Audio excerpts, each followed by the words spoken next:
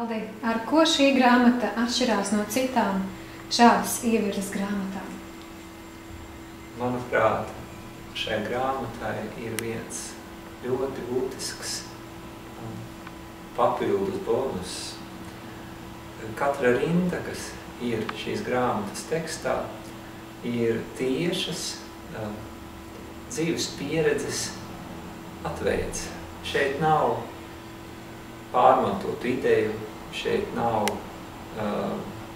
referējumu par kādu citu pieredzēm. Dažkārt mēs redzam, ka divi mākslinieki spēlē vienu un to pašu skaņdarbu. Un vienā brīdī mēs jaušam dziļu pārdzīvojumu, un citā mums ir tikai skaists iespējas. Šī Činmoja gadījumā, tad, kad viņš runā par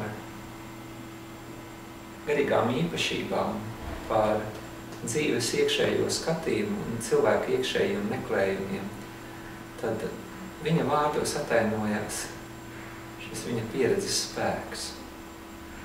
Un tas ir kā tāds īpašs dārgums, ko mēs varam gūt kā papildinājumu, kā papildus spēku, papildus impulsu savu meklējumu.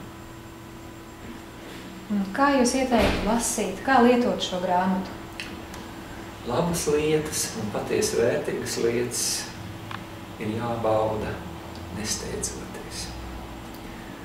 Un mēs varētu teikt, ka šī Činmojas savas grāmatas rakstīja vairāk sirds izjūtai.